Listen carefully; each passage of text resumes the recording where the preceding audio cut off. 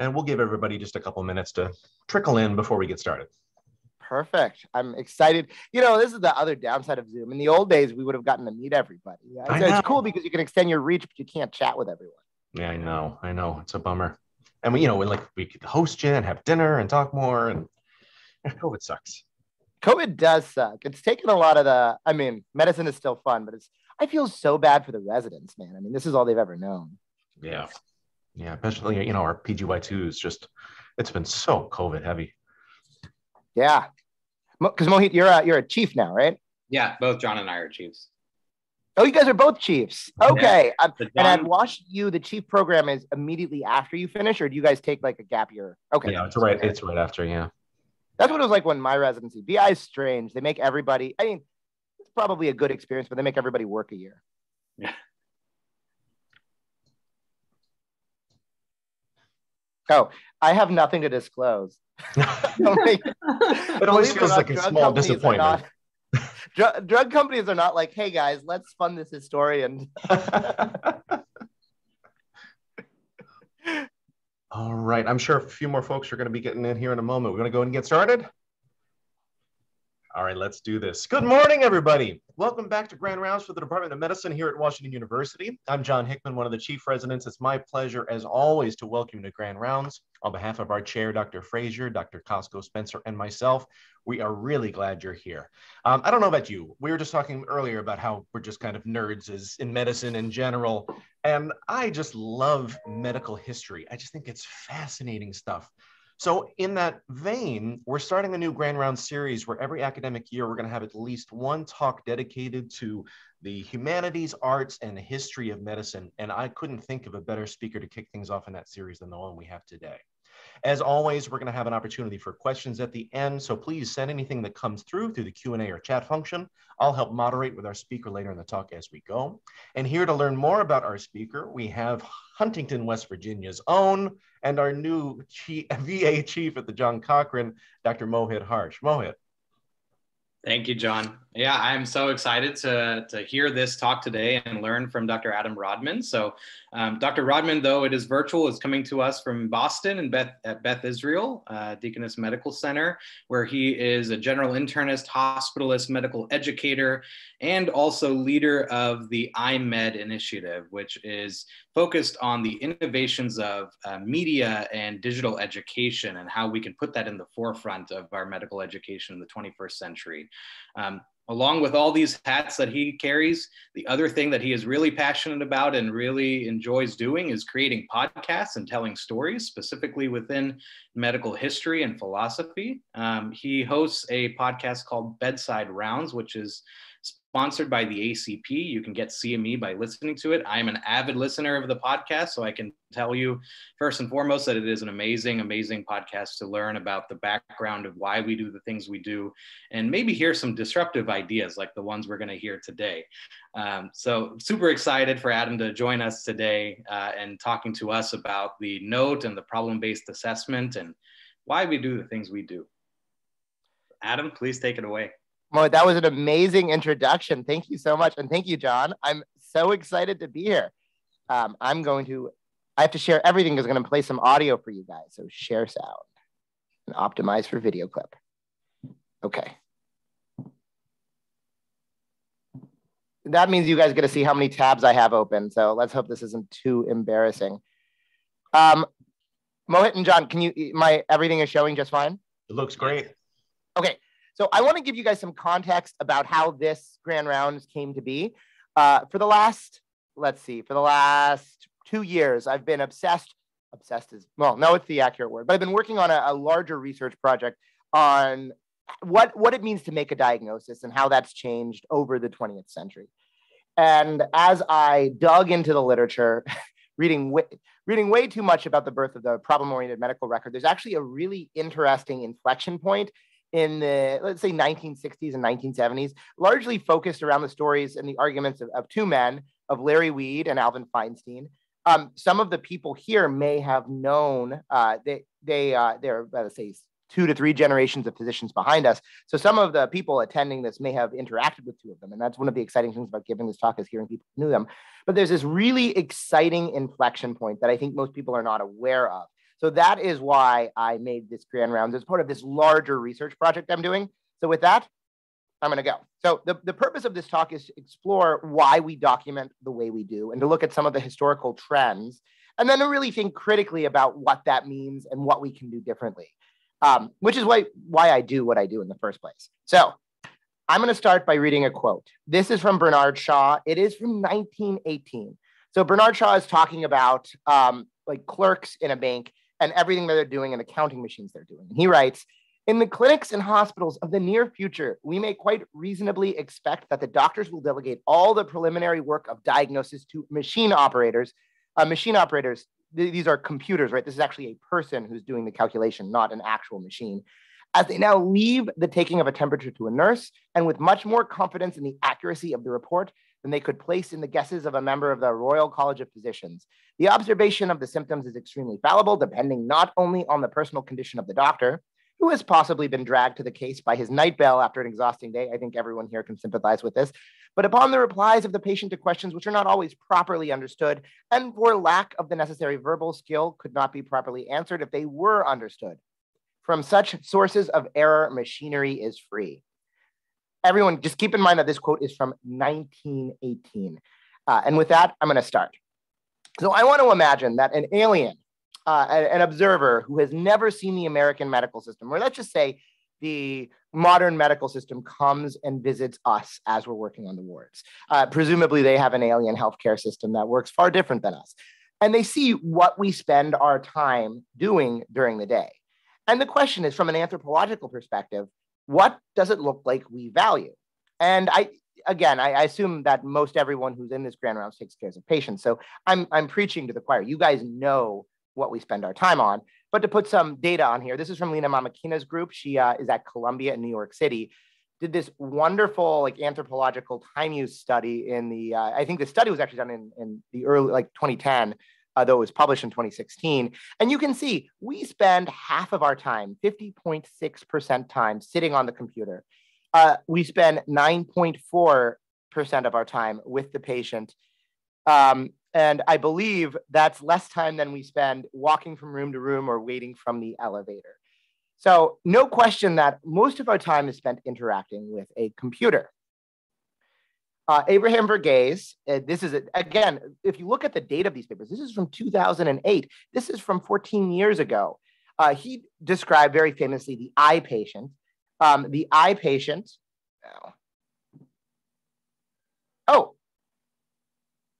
I can't wait. So someone has a comment on Larry Weed, so I can't wait to get to that. Okay, so the eye patient, as Abraham Verghese describes it, it is, I don't know if anyone is into post-structuralist philosophy, but imagine like Baudrillard, right? This is the classic simulacra of a human being. The actual human being is sitting in the room, but what we cognitively and really physically interact with is the simulacra of this patient on a computer. And the quote from this article is, eye patients are handily discussed in the bunker, while the real patients keep the beds warm and ensure that the folders bearing their names stay alive on the computer. Again, this is from 2008. So this alien anthropologist might say, okay, they spend a lot of time on the computer, in particular writing notes. So writing notes must be really, really, really important.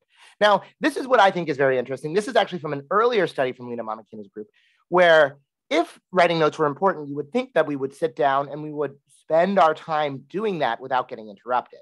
The electronic documenting is in the light blue. And what she found is, in fact, unfortunately, no, that's not the case. We are interrupted over and over and over and over again while writing our notes.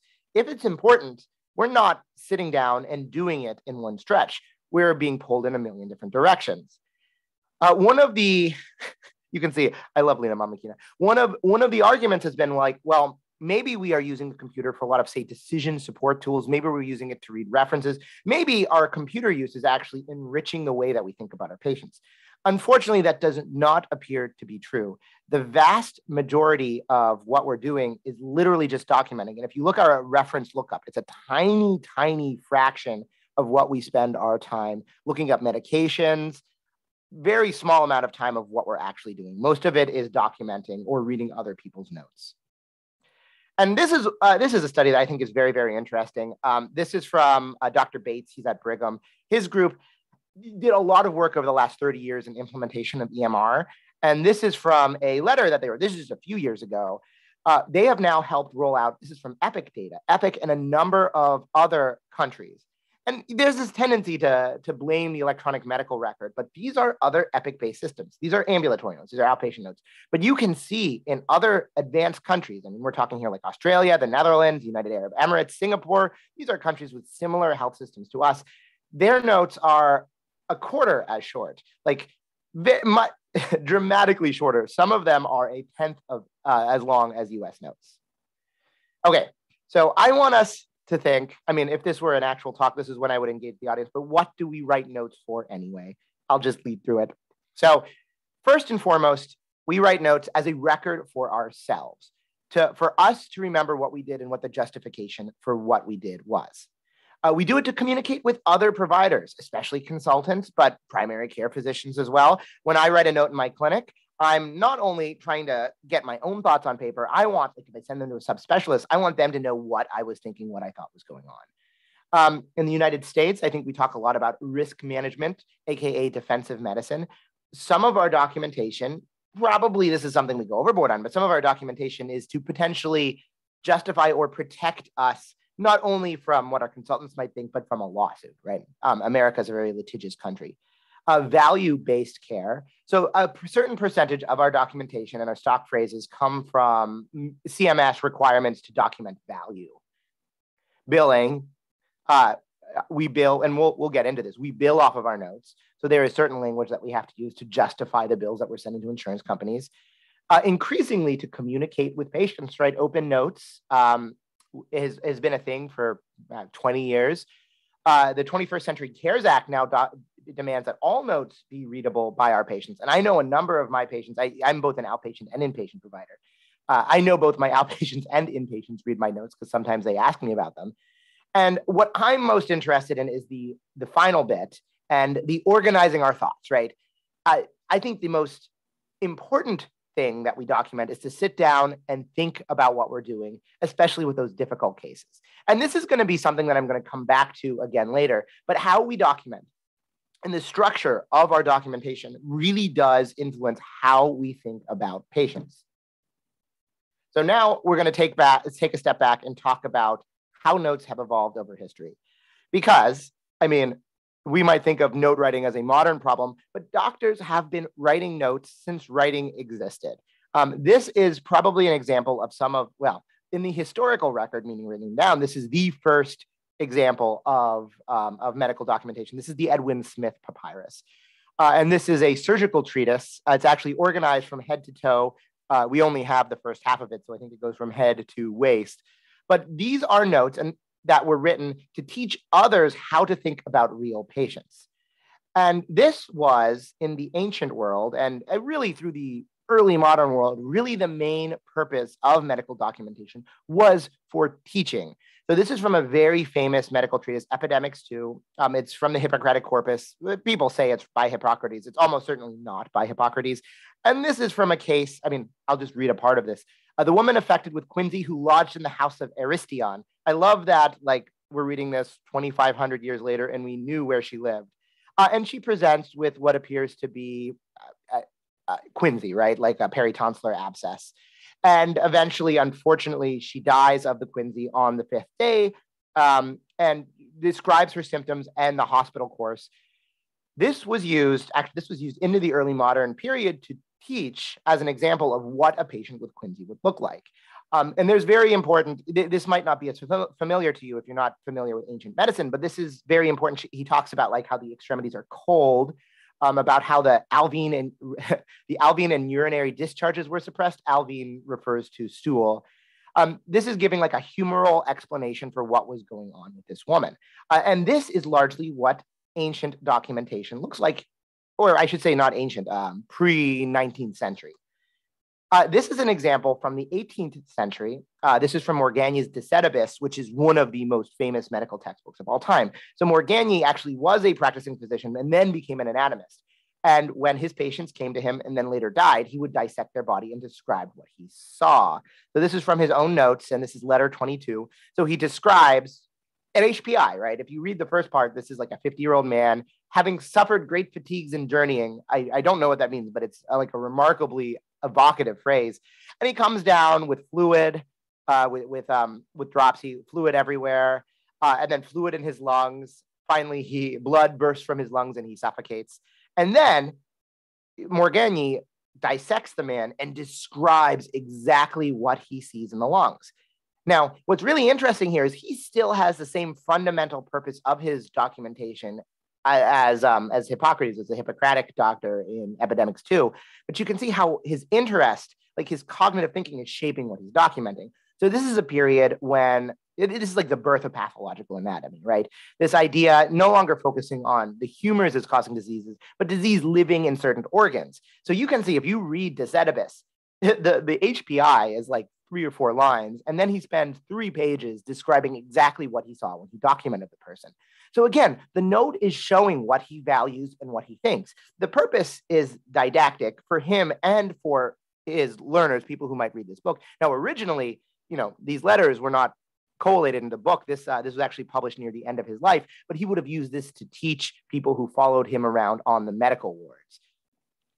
Okay, so now we're getting into the 19th century, and we're going to get closer to what our notes look like. Now, the first caveat that I have to say is that doctors kept notebooks where they would jot things down for themselves for a very, very long time. I've actually looked at some of René Laennec's original notebooks. I cannot read them because he documented it himself in Latin, even though he wrote in French. So it's not unusual that people would leave things for themselves, but when they collated notes, it's for another purpose. So New York Hospital in New York City is an American institution that from the early 19th through the mid 20th century kept detailed records of every single patient who was admitted there. And this is an example of a note from a patient who was admitted in 1840 with rheumatismus. You can see they're still using the Latinate name. And this is what documentation looked like. This is effectively a discharge summary. To summarize, I mean, this person has beautiful handwriting. Given that I am a millennial, I have trouble reading cursive. But they're admitted with aching joints. They receive some baths. They receive some treatments. They stay in the hospital about 2 weeks, and they are discharged much improved. Notes are starting to look familiar, right? We would call this a discharge summary. This is another example from the early 20th century, I think 1910, same from New York Hospital. And if you start to look it looks really, really familiar. This is the H&P, right? This H&P looks remarkably similar to how we write H&Ps. And this is a young man presenting, I think he is 26, with a lobar pneumonia. You can see actually some interesting things on this. He survived, he was discharged, and his length of stay was 2 months. So, sometimes, especially younger physicians talking to older physicians were like, oh, it's different now. Now, mind you, this is 120 years ago, but a pneumonia would get you in the hospital for 2 full months. So you can see that the H&P looks remarkably similar to us, but look at the progress notes. So starting in, I think, the 1860s, New York Hospital started to have formalized progress notes, and these are them. I mean, the doctor is literally documenting that the patient slept well. You can see a tiny physical exam up at the top. The nurse, you can see, is documenting how many stools and how much urine they had. You can see the extra medications that they're given on the left. There would have been a medication administration record that I don't have here. These are just the progress notes. And look at how short they are, right? This is what progress notes would have looked like at the early 20th century. Okay, what happened? How did we get progress notes like we have today? So we like to think of ourselves in the 21st century as practicing, I think, a very highly technical medicine. But by the middle of the 20th century, actually, the hospital looked far more like it does today than it did in 1850. And what happened? Well, X-rays were invented, extra consultants were invented, there were new tests, blood results, EKGs. Effectively, hospitalized care became much, much more complex by the middle of the 20th century.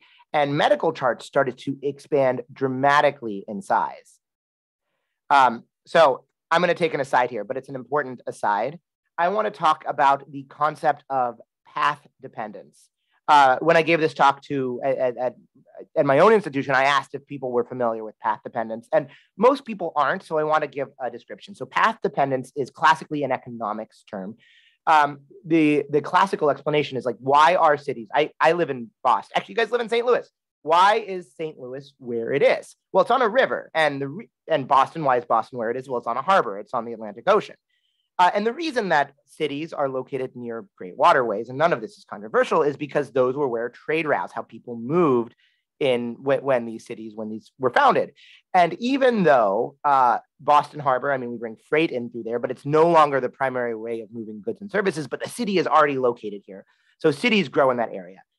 In the 1960s and 1970s, people started to take this idea of path dependence further. And again, the classic economic example is railroads. Boston has a public transportation system. It's good by American standards. It's embarrassing by global standards. And our trains derail all the time, almost a comical amount. Well, it turns out that trains are perfectly designed to derail all the time because the tracks are too far apart. Why are the tracks too far apart? Well, in the 1830s, in coal mines, when the first proto-locomotives were being invented, there was a pass that was fairly narrow that there was a pass that they had to get through. And the tracks were set to be 3.5 feet wide. Other coal mines copied this. And by the time that passenger rails were being designed, this was the design. And mind you, there were there's like narrow gauge railways around the world, but largely this track width got baked into the system. Obviously, people wanted their trains to be able to communicate, right, to go across borders. So this got baked in as a standard, even though it is a suboptimal standard. And that is an example of path dependence. Path dependence explains so much of what we do in the world, even in medicine. To give some classic examples, why is dermatology its own field, right? The skin is an organ of the human body. Dermatology epistemologically is very similar to medicine. Kidneys, nephrologist is a medicine subspecialty. A cardiologist is a medicine subspecialty. Why are dermatologists different?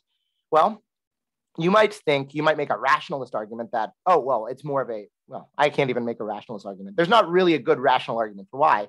The reason is that in the 1890s, the precursor to the American College of Physicians met with a plan to essentially be a licensing body through which the medical boards would go through. William Osler strongly believed that medicine should not have this sort of regulating function and killed that proposal. I think it was the AAP was the name of their organization. And then when the ACP finally got its stuff together about 15, 20 years later, the dermatologists had already made their own specialty society. They predated the ACP. So when the ACP got together to regulate training programs, the dermatologists already had their own one, right? So it's an example of path dependence. Why, for example, do residents work so much? Why is there an 80-hour work week? Why were residents working greater than 100 hours? Again, we can make rationalist arguments like, well, people need to see the course of a patient when first admitted. But the reason is that when residency rules were formalized, it was normal for everybody to work this much. This is in the progressive era. This is before the labor movement. It wouldn't just be your house officer working 80 to 100 hours a week. It could be the guy at the newspaper stand, the person in the restaurant. People worked a lot. Weekends didn't even exist yet. And then what happened is that resident labor got baked into a system. Hospitals operate on a fairly narrow margin. So all of this has now been economically baked in, even though basically every other field, like airline pilots and long-haul truckers, have agreed that it's not safe for people to work that much. So we make rationalist arguments all the time about why we do things, but there's so many historical contingencies baked in. So when I first started this project about 2 years ago, my assumption was that documentation probably evolved around a path-dependent route, and we're locked into doing something historically. The reason that I find this so fascinating, and the reason that I'm talking to you here today, is that is not the case. The modern method of documenting, and in particular, progress notes, and not only progress notes for the inpatient setting, but also for the outpatient setting, was invented. It came with its own set of assumptions, and it took over the way that we document in the United States and a large part of the world. That's what I'm going to talk about now. So go back to the 1950s or so with the modern hospital, where your medical record which is a physical chart, is growing longer and longer as we have bloods, as we have EKGs, we have increasing consultants seeing patients, we have radiology reads. It's getting very, very hard to manage. And this was called at the time the source-oriented medical record, or I should say it's called by the reformers the source-oriented medical record. And why source? Well, the idea is that each person documents what they're doing. The cardiologist might document what they're doing. A nurse will document what they did with the patient, and the physician will, the house officer taking care of the patient would document what they did, or in this case, the primary care physician would document what they did. There's not necessarily an organization to it. In order to understand the patient, you can't just go and look at a progress note. You need to, this is very like 1970s, this, you need to grok the entire chart, right? You need to understand what's in the chart and then in your mind, build a picture of what's going on with that patient. This is from the New England Journal of Medicine. This is from an article that Larry Weed wrote, a very famous article in 1968. This is an example of what these charts look like. I'll read some of it to you. I challenge you to figure out exactly what's going on with the patient. So 9/11 at 9 a.m., urine 3+ given 10 units regular insulin. Patient was hiccuping all night. And this a.m., Levine tube passed with 900 to 1,000 cc's of bilious fluid removed. Jejunostomy tubes have been draining millionly. We'll have Levine tube down. Several weeks later, last patient, 10 p.m., had seizure-like behavior and acting strange, apparently hallucinating. Blood sugar didn't register on the dextro sticks. You can see, you can read this for yourself. It is virtually impossible for me, as I'd like to think of myself as a reasonably competent physician. I have no idea what's going on with this. Well, I have an idea of what's going on with this patient, but I can't put it together in my mind to understand. Okay, so that brings us to Larry Weed. I am going to play you, whoops, not here. I'm going to actually play you. I loaded it up here. I don't know what in YouTube, so you can see. So Larry Weed is an early informaticist in the 1960s, and he saw the way that medical records were being organized, and he was, to say offended by it is an understatement. He wrote a lot about, I mean, Larry Weed is the guy who invented the SOAP note, and he invented what is now called the problem-oriented medical record. I am going to play you 2 clips of him speaking so you can see how charismatic of a speaker he was, and to get some of the initial descriptions of the problem-oriented medical record. If the audio does not work, guys, can someone send me a message and I'll just tell you what he said? Will do. And that isn't what you come for. Is it working? So I'd say, Sounds I'd great. like to know the problems. You say, well, they're at the end of the workup. Find the first workup and you'll find the problems. So I come to here one, and I read through this. Impression, CVA, number 2, extreme anxiety neurosis. Was that all the problems? All right, if that's all the problems, we can see how you diagnosed it and what you did for it. And we'll see if that's good care for CVA. So I'm thumbing through here, and it says blood pressure 180 over 100, or 98. Thorazine. They're giving the Thorazine for a stroke. No, they're giving that for the anxiety, maybe. I'm not quite sure. Then what's all this SSKI? Then here, LE preps times 3. You know, for anxiety or a stroke. Internists have always been nerdy if you're laughing at Then X-rays like of the left hip and the pelvis. Now you might say, oh, well, don't get excited. She probably fell out of bed. Did she? I don't know. Urinary tract infection.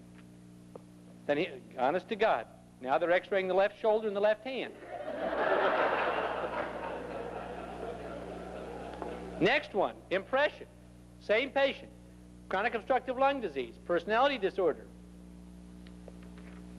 Now, then I go to the lab sheets, and you know what I see. PBIs, BUNs, serum sodiums. I had one sheet here where there was a whole bunch of electrolytes in a row. Now, you don't do serum sodiums and all those electrolytes every day for a stroke. You don't do them for anxiety.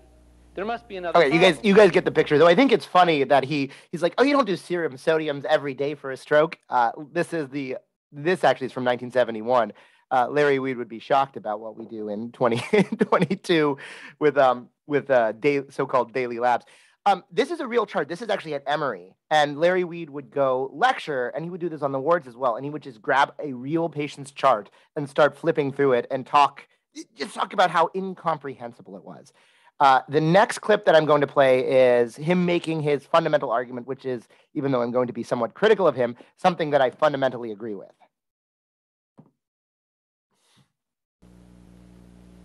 But it's even worse than appearance. It's the very essence of the practice of medicine. This is not an idle discussion of little technical bookkeeping details. The practice of medicine is the way you handle data and think with it. And the way you handle it determines the way you think. Once you get over a period of time with multiple variables, the very structure of the data determines the quality of the output. And this is what's so hard for medicine to accept. They can't say things like, I know lots of good doctors who don't keep good records. They can't be separated that way. Now, you might say, well, you could figure out what's wrong with that ear if you wanted to. You could sit down and read the whole record. Well, with 200 million people and to get quality, I might spend 3 hours. But even then, I couldn't do it. It would be impossible. Because I would be guessing. I'd come to the order sheet. Like this order sheet has all these orders. Now, I'd see penicillin on it. I wouldn't be sure what all right, you guys get the picture. He's going to rant about the chart again for a little bit. Let me go back to the presentation. Okay. So that's the problem, right? Larry Weed is describing exactly what the problem was, which is that these charts are incomprehensible. And I think very presently, he realizes that the way we document determines how we think about patients. And hospitalized patients in the 1960s, 1970s were becoming increasingly complex. Even back then, there's not the lobar pneumonia spending 2 months in the hospital with no anti-infectives for them. Like the quality of hospitalized patients the quality has become far more complex. Now, in 2022, we look back to the 1970s and we're like, wow, I can't believe that things were that simple. But the 1970s are looking back to the 1910s and thinking the exact same thing. So Larry Weed and he's not the only person, he's just the most prominent, very, I think, accurately described what the challenge was with our documentation and our medical thinking. So what is the solution? And the solution is what he called the problem-oriented medical record, which it's very interesting. An interesting thing would be to go to PubMed and search for problem-oriented medical record, and you can look over time how there's a hit. And there's so much discussion of it in the late 60s, 70s, dying off in the 80s, and it's never mentioned anymore. And why? Because it became dominant. It replaced the other form of documentation. So I've read hundreds of pages of Weed. So I am going to attempt to distill what the problem-oriented medical record is, what his argument is. And I will say he remained remarkably consistent over, he actually only died a few years ago. He lived into his late 90s. He remained remarkably consistent about what a POMR should look like. So the first precept of the problem-oriented medical record is that data should be collected as, and I'm quoting from him, routinely and completely as possible. What does that mean? Well, it means that questioning should be standardized with branching questions. And if possible, doctors don't need to do this. Paramedical personnel, that would be like a medical assistant, could do this, or computers. And Larry Weed, in fact, some of the people attending this talk may have had experience with his early electronic medical system. Larry Weed invented a electronic medical record that could ask these branching questions, and that was actually touch screen. One of our older faculty here at BI told me about I've read about it, but he told me about his experience and that he felt like he was living in Star Trek using a touch screen to input patient complaints into a computer. Similarly, physical exams should be standardized and complete. A patient should get a full physical exam every single day. And he argues, yes, this sounds like it's a lot for a doctor, but doctors don't need to do this. We can train nurses to do complete physical exams that should be completely documented in a note. Similarly, laboratory and diagnostic tests should be done as regularly and thoroughly and frequently as possible.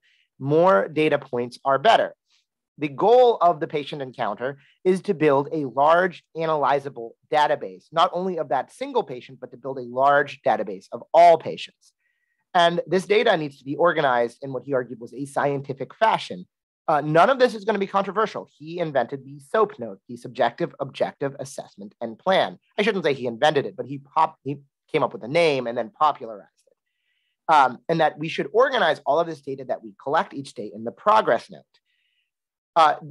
Now getting to why it's called problem-oriented, all the data that we develop should be used to generate a list of problems And the goal of the physician, the goal of what we're doing is to collect this data and then clarify and solve as many of these problems as possible. So he has some great examples that he gives in his papers. One of his classic examples was, let's say you're not that great at reading EKGs. I sympathize. I mean, I'm a general internist. Obviously, some of these in-depth EKG analyses are above me. But let's say that I looked at an EKG and I said, well, this is not normal, but I don't completely understand what it is. Larry Weed would say, well, you should list that as a problem. It's an abnormal finding. And it's okay if you name the problem as funny looking EKG, as long as you take the steps to clarify what that problem are later, as long as I say consult cardiology. And then when they read it and I'm like, okay, this is a second degree heart block, something like that. Well, I could pick that one up. That's a bad example. This shows you how little I know about advanced EKG interpretation that I can't even come up with a good example. Because of this, and this is something that's very interesting, Larry Weed argued that progress notes are now the most essential part of the medical record. This is opposite to how things would have been previously, where the H&P and then especially the discharge summary were the most important parts of the medical record. That note that we generate each day is what matters most.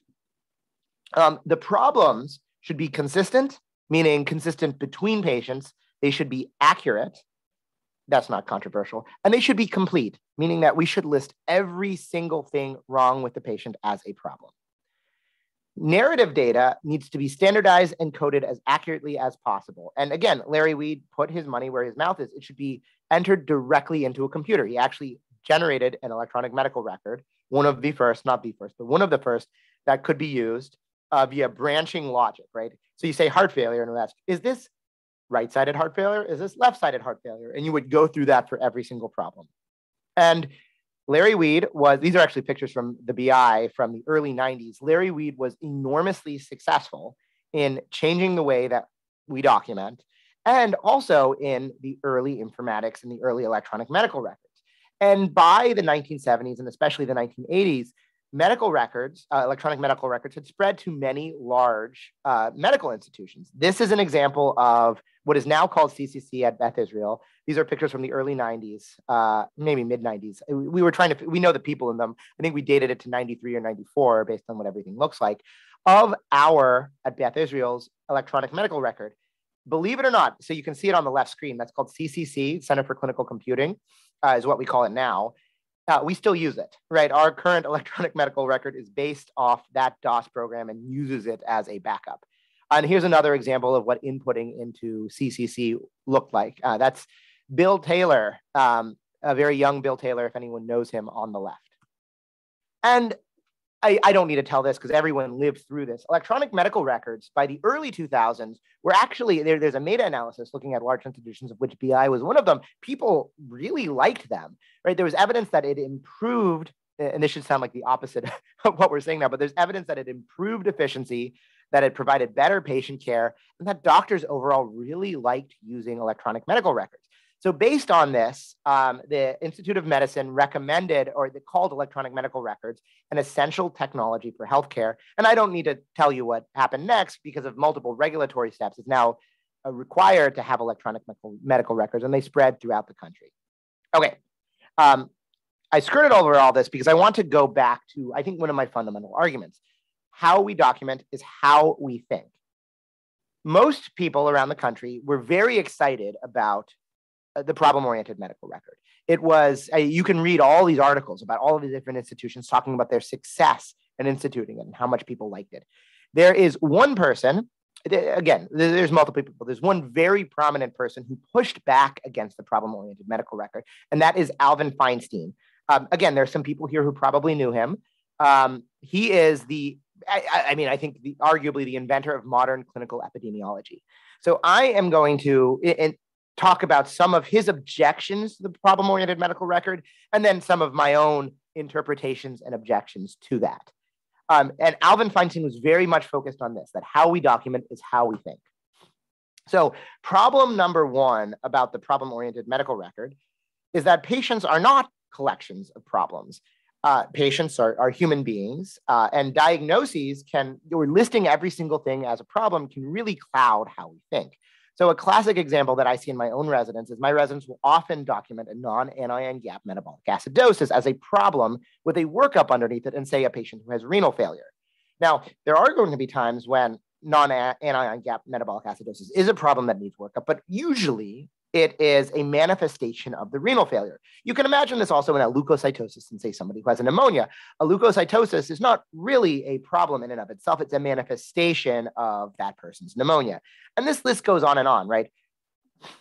Problem number two, I don't think problem number one would be such an issue if it weren't problem number two, and this idea that problems need to be comprehensive and complete. And the problem is that there is no way, there's absolutely no way that the selection of problems is an objective scientific process. And I'm going to give you guys an example. A patient with pneumonia comes in and they have a troponin leak. They have acute myocardial injury and their troponin is 0.02. I think virtually every single person here would list that as a problem on the problem list. Why is that? I mean, 10 years ago, we wouldn't have even picked that up as a problem. The patient has no symptoms of chest pain. Now imagine that same patient has been having trouble getting around at home, or say they're very, very constipated. I think those are both things that are far less likely to get listed as problems. And why is that? Well, we like to think of ourselves as having scientific thinking, but in fact, I don't know if I'm preaching to the choir here. I think there's nothing at all scientific about the way that physicians think, but we have a hierarchy of types of knowledge that are acceptable. And hyperspecialization has dramatically affected our field over the last 70, 80 years. And the heart it's a sexy organ, right? If there is some laboratory and abnormality that is wrong with the heart, that is going to be very high. If the patient has a gait problem or isn't functioning as well at home, inside our kind of unconscious episteme, that gets put lower. And I think those things are much less likely to be listed as problems. So the entire idea that we can be complete in listing problems, I think, is just not something that human beings are able to do. Next issue would be that focus on individual problems drives over-testing and over-treatment. This is largely related to problem number one, but let's say somebody comes in with volume overload. They have a acute decompensated heart failure, and their sodium is 132. I think everyone knows here, right? That's almost certainly a manifestation of the fact that they have a heart failure exacerbation. But if you list hyponatremia as a separate problem, and I see this happen a lot, people will order urine lights. They'll start a medical workup for this. They may even start a medical treatment for this when it's really just a manifestation of their heart failure exacerbation. Because the progress note is now the most important part of the medical record, when E&M coding was introduced in the 90s, the progress note became what we bill after. And because of that, the way that we document it is now fundamentally related to billing. And we've introduced many terms that are used for billing purposes that may not properly reflect medical thinking. And I think a great example of this is the so-called acute hypoxic respiratory failure. There are times, say a complicated ICU patient in whom there are multiple things going on, that I think it's appropriate to cognitively think about that patient as acute hypoxic respiratory failure. If a patient has pneumonia, a large consolidation, and they're requiring 2 liters of oxygen to keep their saturations above 93, is that really acute hypoxic respiratory failure? Does it benefit us as physicians to think about that? Or is it more helpful to think about that as a pneumonia with its various manifestations? Similar is this toxic metabolic encephalopathy, which I see documented all the time. Toxic metabolic encephalopathy is an EEG finding. There may be times when it is appropriate to talk about that, but what are we really seeing usually? I mean, I'm seeing delirium in the setting of critical illness, in the setting of very sick hospitalized patients. Is it helpful to think of it as this non-specific EEG finding, or to think of it as delirium in the setting of pneumonia? And it gives you an example of how these codes, severe malnutrition is another one, right? Severe malnutrition, or is this an older patient with Alzheimer's disease who is effectively not eating more at the end of their life? You can see how this focus on individual problems and especially billing codes can warp the way that we approach the human beings who are our patients. This is a great one. This is an Adam complaint. Alvin Feinstein wasn't really worried about nosography, but the problem-oriented medical record ignores a very modern understanding of test characteristics, intra-observer variability, and nosography. So let's say you have an inpatient, somebody checks an ANA, it comes back with a low titer. Are you going to list that as a problem that might have downstream effects, or are you going to ignore it? Like, it's very likely a false, well, it very likely means nothing. An example, we see this like with the 4T score and working up HIT. I think most of us understand that a positive test, like the way you interpret a test depends on the pretest probability and the characteristics of that test. The next thing is to talk about changes in nosography. We see this a lot with pneumonia. I think a lot of things get called a pneumonia in the inpatient setting and patients aren't doing well, and they get exposed to antibiotics that may or may not be helpful.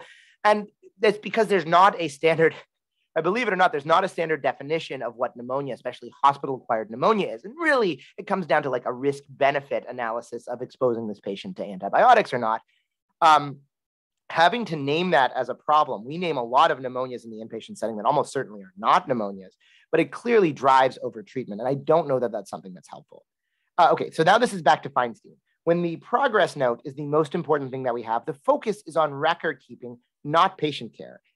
It is very hard to look at progress notes and get a sense of how good care this patient had, who they are as a person and how they are doing. And then finally, the purpose of a progress note is not diagnosis. I know this seems crazy, right? I think a lot of us have this experience of sitting down, listing out the problems and coming up with a diagnosis, but that's not really happening through the problem-oriented medical record. That's happening in our own head. Larry Weed and the early informaticists were incredibly cynical about the ability of physicians to be good at diagnosis. They truly felt, and to their credit, they tried to build programs where computers would make diagnoses based on Bayesian reasoning. And that's the reason the problem-oriented medical record is organized the way it was and why they wanted it inputted into a computer. They truly felt that if you had this large database with standardized problems, the computer would slowly narrow down onto what the exact diagnosis is. You even have programs like Internist 1, which was built in the 70s, explicitly designed to make diagnoses. It is, in the year 2022, there have been now lots of work on what it means to make a diagnosis, what we do metacognitively and cognitively, and that's not how physicians think. And to me, that's actually the most concerning thing about, and to Alvin Feinstein as well, that's one of the most concerning things about the problem-oriented medical record is that it's very cynical about the physician's ability to come up with a unifying diagnosis and instead relies on listing individual problems. I actually, let's see, it's 9:50. I think we don't need to talk about solutions for this. This is from a paper in the Journal of American Medical Informatics Association talking about ways that we can improve this. I don't think we need to talk about that. Are things starting to get better? So in January 2021, so for my outpatients, I no longer have to bill based on traditional E&M coding. I bill only on medical decision-making. And I can also do time attestation. Though to be clear, time attestation has been a thing for inpatient billing. So I think there is some recognition from CMS that we're not in a good situation here. And there are some signs that people at the top are listening and starting to try to make things get better, at least from a documentation standpoint. So I want to, there's about 10 minutes left. I want to take this to you guys. I do have a couple more slides, but I think that the discussion in these things is always very, very interesting. So I'm going to stop sharing and go back to the whatever mode this is called. John? Thank you so much. We really appreciate your talk and expertise here. Let me go ahead and share our QR code while I bring a comment and a question to you. Our new chief of the Division of Hospital Medicine apparently has some experience with Larry Weed. Mark Williams said he went to medical school at Emory. He gave our graduation lecture, noted as one of the most depressing experiences of his medical career when he told us he had wasted the preceding 4 years using a teaspoon to dig into a pile of manure. And he says, I'll not provide editorial comment, though he might have done so already with that comment. But he also asked, did you read about the EMR Teresa that was implemented at Grady and the snowball effect of each complaint? Can you tell us more about that? So I do know about the EMR Teresa. Actually, this is why I wish we could share. I would love to hear Mark's experience with Teresa because I have never talked to anyone who actually used it. But I don't think that's possible in webinar mode, is it? Well, let me see if he's still here and I'll... And if Mark is still here, I'll say I spoke with Mark Aronson, who was at the BI. And Mark told me about how Larry Weed would come, because Larry Weed ended up at University of Vermont, and he would round with people, and he was devastating. He would just take a chart. Oh, there's Mark.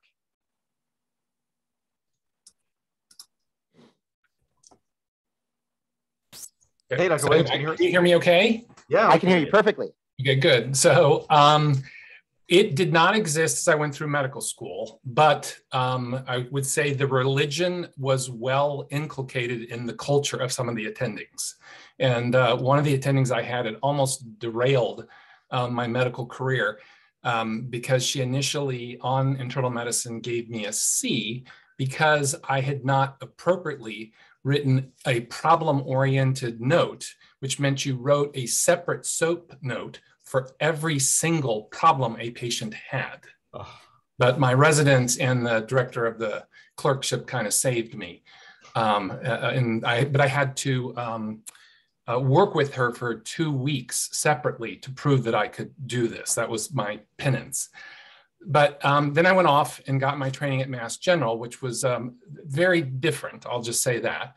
And then when I came back, Teresa now was in existence and was being inflicted on the residents and medical students. Eventually, the residents revolted and refused to do it. But the medical students had to continue doing this and would literally take somewhere between 2 to 4 hours to write their notes because of this. You'd say chest pain, and then there'd be like 7 different aspects of the chest pain. And if you clicked on one of those, it would go to even more descriptors, just like you were describing. And so it was this incredibly onerous approach. And I went to the clinician, I'll leave him nameless, though he has died now, to talk about this and say, this is the dumbest thing I've ever seen in my entire life. And his retort was very short. He simply said, "You're stupid."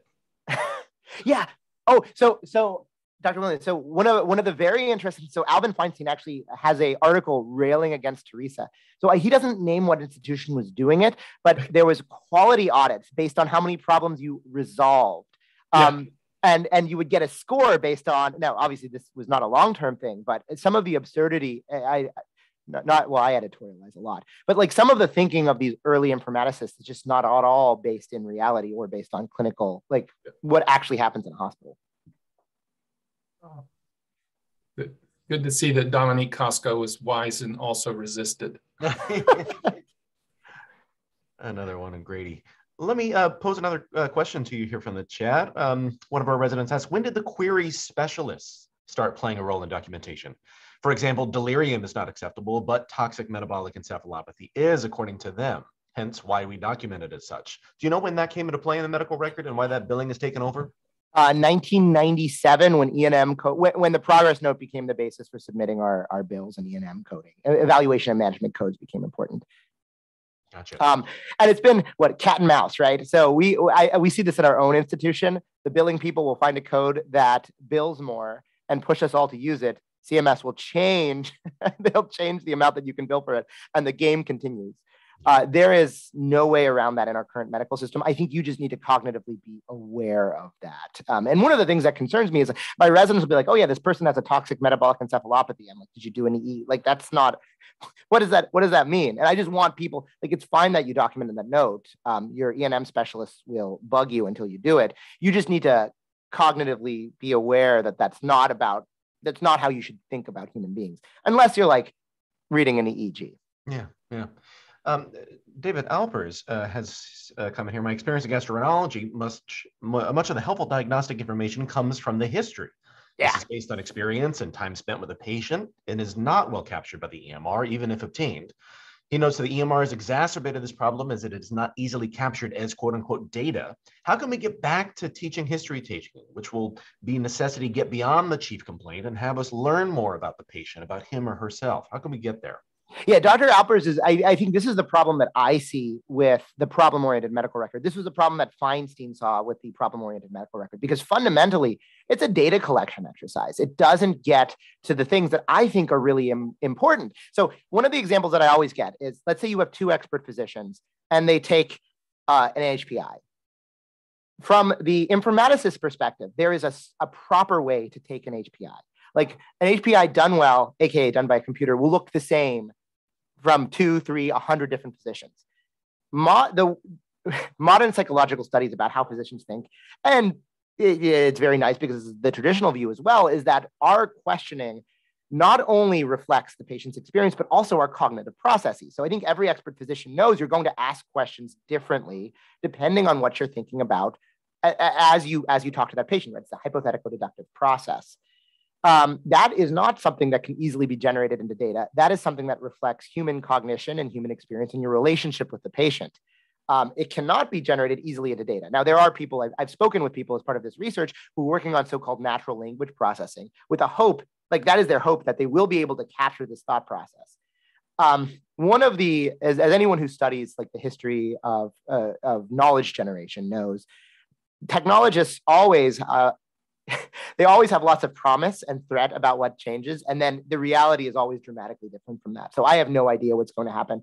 I don't know what's going to happen. I'm not particularly optimistic, but I don't have an answer for that. Optimism is hard generally these days. I'll give you that. You mentioned the burden of defensive billing and documentation in terms of over treatment, over testing. But how does this overjudgment and editing of note intersect with outcomes? Yeah, that's a great question. What we should be judged by is our patient outcomes, right? Right. Well, yes, I think that's the whole logic of a lot of the quality measures that have been introduced. It does give another epistemological problem, which is what outcomes matter. And sometimes the outcome, obviously, there are very hard outcomes that matter. Mortality matters. But there's a lot of things that are outcomes that are not easily measured and therefore are not targeted. One of the complaints that's been raised in the 90s about really the only complaint, like the SOAP note was so dominant that no one really fought back against it anymore. But really the biggest complaint in the 90s that was lodged is that it doesn't really tell how the patient feels about their care, how they're doing from like a functional or perspective. Mm-hmm. So, I mean, I'm not answering the question, like, how does it intersect with outcomes? And the answer is that the CMS has worked on the assumption, and so do the informaticists, that we can use the problem-oriented medical record to affect outcomes. The problem is that the outcomes that we focus on by nature are things, it's Goodhart's law, right? The outcomes that we focused on are things that are easily measurable. So a classic example, there's a paper in JAMA a few years back looking at the heart failure rehospitalization metrics. And what it found is that when they're strictly followed in this analysis, it actually increased mortality because, of course, if people die more, they're not getting readmitted.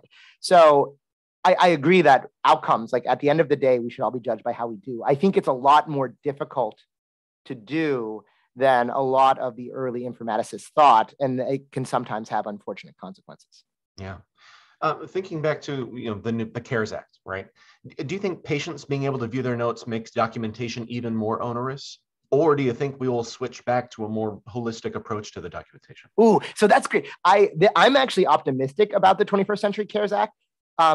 If you look, because the inpatients who read their notes, at the BI, the residents have a horrible habit of basically copying over, and they're trying to write a discharge summary easier. And the patients will read that, and it's like reading hieroglyphics. It means nothing to them.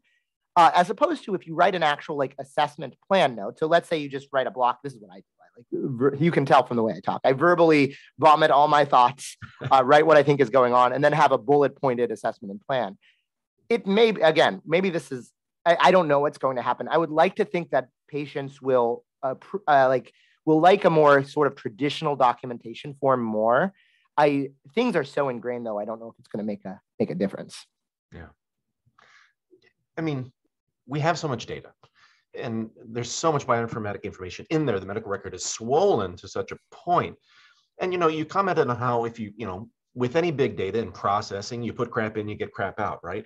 But do you think there's a future of, coexistence where big data has its portion of clinical care and, doctors get to kind of step away from some of that and just do our reasoning, but there's some symbiosis? Is that a realistic expectation or goal?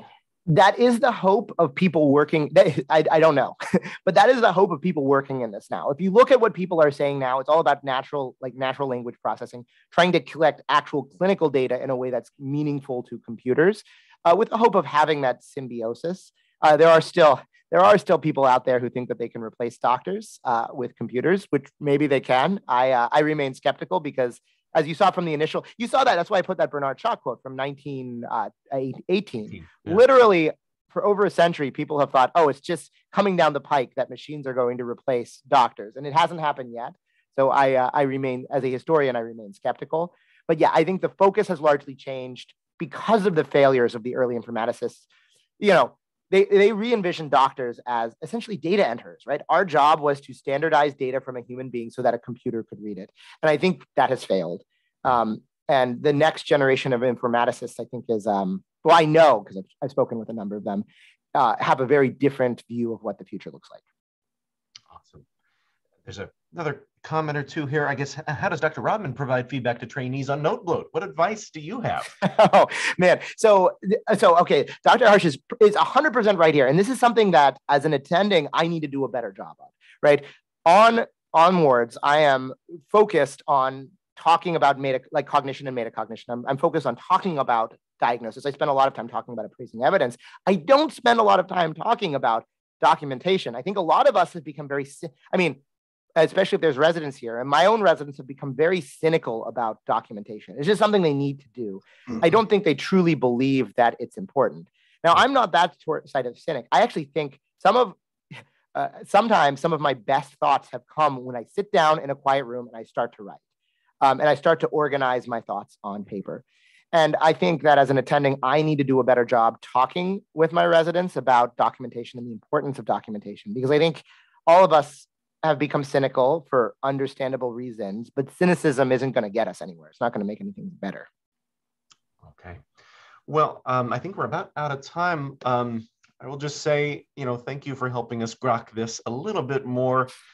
We really appreciate your time and attention and joining us here today. It's been just really valuable. So thank you so much, Dr. Rodman. We really appreciate it. Yeah, thank you. And I also want to say thank you for having me. My ultimate goal is just to get people to think, like, the world that we live in has not been designed rationally, right? Yeah. It's been designed by contingencies, and some of those contingencies are very understanding. So part of my goal is for especially the trainees, right? If there's any medical students here, to look at the way the world is and not just accept it for that, but try to understand why it is, and then think about ways we can change it for the better based on current contingencies. So that's why I'm doing what I'm doing. Great. We'll keep it up. We really appreciate it. Thank you so much for having me, everybody. Thank you so much. John, let me give everybody, can I give everybody my email address and Twitter if they want to get in touch with me? Of course. And please, if you haven't checked out his podcast, please check them out as well. Especially if there's any faculty here who have had experiences with Larry Weed or some of the, like Teresa or early EMRs, send me an email. I'd love to, this is me just being a lame historian. I would love to talk to you. Will do. All right, and everyone, please join us next week. Our ID department's going to give us a much needed panel discussion on updates with COVID and sort of where we're at. So don't want to miss that. Dr. Rodman, thanks again. Have a great one. Bye, guys.